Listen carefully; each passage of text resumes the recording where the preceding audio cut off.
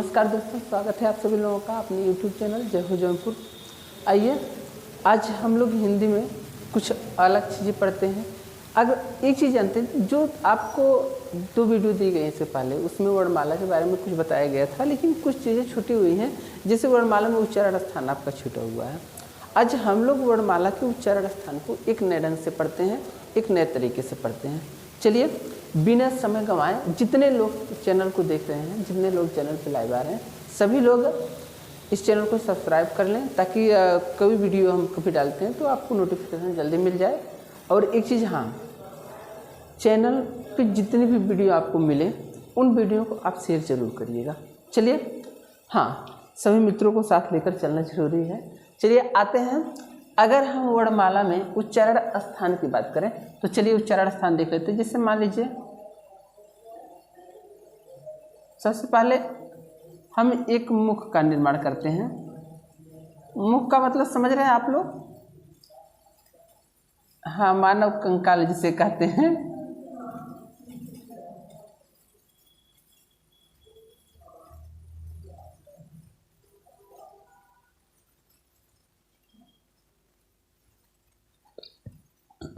चलिए,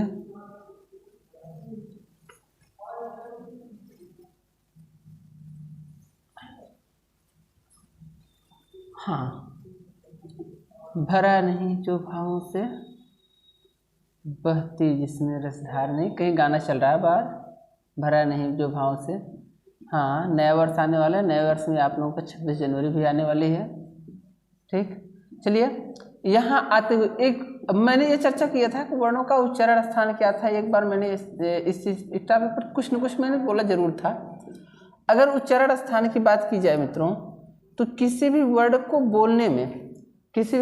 बोलने में हम मुख विवर के जिस स्थान को, यानी हमारा जो मुख विवर होता है उसके जिस स्थान का हम लोग प्रयोग कर लेते हैं, उसी को हम क्या कहते हैं? उस वर्ड का उच्चारण स्थान कहते हैं। ठीक, चलिए एक मुख हो गया। ठीक, आदमी की तरह लग रहा है कि नाक थोड़ा सा इसकी क्या हो गई, लंबी हो गई है। कोई दिक्कत नहीं है, ये आप लोगों को समझ में आ रहा हो। ये इसकी जो नाक है, यहाँ से श्वास निकलती है सीधे गले में आ जाती है भैया। ठीक, दूसरी चीज, ये जो मुख है यहाँ से भी श्वास निकलता है, सीधा गले में आ जाता है। ठीक, ये इस तरफ मुख करके खड़ा हुआ है और ऐसे सांस निकलती है, नाक से सीधा मुख में आती है, फिर मुख से सांस निकलते हुए सीधा कंठ में जाती है। ठीक, अब देखिए दूसरी चीज याद करिएगा। अभी मैंने कहा उच्चारण स्थान का मतलब जिस वर्ड को बोलने में हम जिस स्थान का प्रयोग कर लेते हैं, उसी को हम क्या कहते हैं? उस वर्ड का उच्चारण स्थान कहते हैं ना, यानी उसी को हम उस वर्ड का उच्चारण स्थान कहते हैं। तो अब देखिए, ये हमारा जो उभरा हुआ भाग है, ये होता है कंठ। इसे क्या कहते हैं? कंठ कहते हैं। उभरे हुए भाग को हम कंठ कहते हैं। यहाँ जो भाग उभरा हुआ हो तो ऐसे हम कंठ कह देते हैं। फिर अब देखिए, मुख में आप जाएंगे अंदर, नाक में नहीं जाना है। जो मुख की श्वास है, इस मुख की श्वास में आप आगे जाएंगे तो यही मुख में ही जो यहाँ का भाग होता है, इसे हम कहते हैं तालु। यह क्या है? तालु है। आगे की भी क्लासेस चल रही हैं तो थोड़ा आवाज़ आप लोगों को जा रही होगी, तो उसके लिए आप लोग टेंशन मत लीजिएगा। ये तालु है। अब देखिए, तालु के आगे आप जाएंगे तो मुख में ना, मुख में ये जो दंत है, दंत के पीछे जो ये आपका ऐसा भाग होता है, इसको हम बोलते हैं मूर्धा। क्या बोलते हैं भैया? इसको हम बोलते हैं मूर्धा। इसे हम क्या बोलते हैं? मूर्धा बोलते हैं। अब इसके आगे आप आएंगे तो यहाँ जो भाग होता है, इसको हम बोलते हैं दंत। क्या बोलते हैं? दंत बोलते हैं।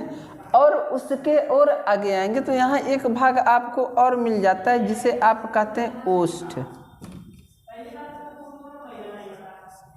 ओष्ठ जिसे कहते हैं। ठीक, ओष्ठ। अब देखिए, आपको एक चीज मिलता है। मैंने कहा कि किसी भी वर्ड के बोलने में हम जिस स्थान को स्पर्श कर लेते हैं, उसी को क्या कहा जाता है? उस वर्ड का उच्चारण स्थान कहा जाता है ना। अब देखिए, यहाँ से इस नासिका को भी आप देख लीजिए, यह है नासिका। नासिका ना। अब देखिए इस नासिका से, देखिए यहाँ नासिका यानी किसी भी वर्ड को बोलने में हम नासिका का भी उच्चारण लेते हैं, यानी नाक से भी श्वास हमारी निकलती है। ठीक, अब कंठ की बात की जाए तो कंठ से कौन कौन से वर्ड बोले जाते हैं। जैसे संस्कृत में आप पढ़े होंगे, अकु विसर्जय नाम कंठा, इचु यसा नाम तालु, ऋतु रसा नाम मूर्धा, ऋतु रसा नाम दंता, उपोपदमाय नाम ओष्ठव यम गणना नाम नासिका, ये दो कंठ तालु, वो दो कंठोष्टम वकार दंतोष्टम जिह्वा मूलम मूलिश्च, ये सब चीज़ें आप लोग पढ़े होंगे। वही चीज़ आज हमें यहाँ पढ़ना है। अगर कंठ की बात की जाए तो कंठ से कौन कौन सा वर्ड बोला जाता है, तो कहते हैं क वर्ग, आ और आ। ठीक, इसके बाद विसर्ग और, ठीक, इन हा हो जाएगा। इन वर्णों का उच्चारण स्थान कहाँ हो जाता है, तो भैया सीधा कंठ हो जाता है। ठीक, यानी इन वर्णों का उच्चारण स्थान कंठ। अगर ओष्ठ की बात करेगा, देखिए कंठ के बाद आता है, नीचे से चल रहे, कंठ के बाद तालु ना।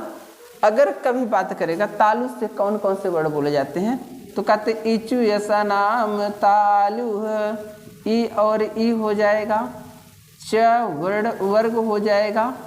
इसके बाद च वर्ग के बाद य और तालव्य स, इन सब का उच्चारण स्थान कहाँ हो जाता है भैया, तो तालु हो जाता है। इचु यसा नाम तालु। फिर इसके बाद मूर्धा की बात करेगा तो कहते हैं ऋतु रसणाम मूर्धा ना, यानी इसमें आपका आ जाएगा री, ट वर्ग, रा और मूर्धन्य स।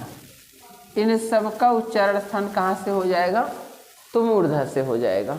ठीक, अब देखिए यहाँ अगर ओष्ठ की बात करेगा तो कौन कौन से ऐसे वर्ड हैं जो ओष्ठ से निकल कर आ जाते हैं, तो इसमें आपका आ जाएगा, देखिए इसमें आपका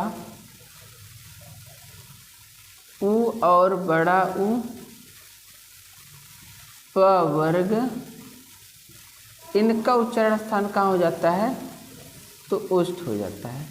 ठीक, दंत की बात करेगा तो दंत में आता है ल, दंत सा और त वर्ग, कहते हैं ऋतु लसा नाम दंता। इनका उच्चारण स्थान कहाँ हो जाएगा, दंत हो जाएगा।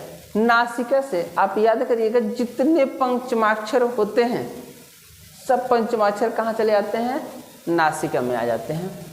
ठीक, यानी इसमें आ जाएगा ङ, ञ, ड़, न और म। साथ साथ अनुस्वार भी किस में आता है भैया, नासिका में। अच्छा दिख नहीं रहा होगा, ये अनुस्वार की बात कर, ड़ तक दिख रहा है, ड़ के बाद आप लिख लीजिए ञ, सॉरी न, ड़ के बाद आप लिखेंगे न, इसके बाद म और अनुस्वार, इनका उच्चारण स्थान कहाँ हो जाता है, तो नासिका में हो जाता है। ठीक, दूसरी चीज, कभी कभी आप देखते हैं कुछ वर्ड ऐसे होते हैं जो दो भिन्न वर्डों से मिलकर बने होते हैं ना। अब दो भिन्न वर्डों से मिलकर बनने का मतलब, जैसे आ प्लस ई से मिलकर बनता है ए, तो देखिए आ कंठ, ई तालु, यानी कंठ तालु। कंठ तालु से आ प्लस ई से मिलकर बनता है ए और ऐ, कंठ तालु से ए और ऐ बोले जाएंगे, ए हो गया। अब देखिए कभी कभी आप और सुनते हैं जैसे कंठोष्ठ मिलता है, जैसे ओष्ठ हो गया और कंठ हो गया, इनसे मिलकर बनता है, देखिए इनसे मिलकर बनता है। इसे हम थोड़ा सा देखेंगे, कंठोष्ठ, यहाँ से कंठोष्ठ, यानी आ, कंठ माने आ और ओष्ठ माने उ, आ और उ मिलकर बनता है ओ और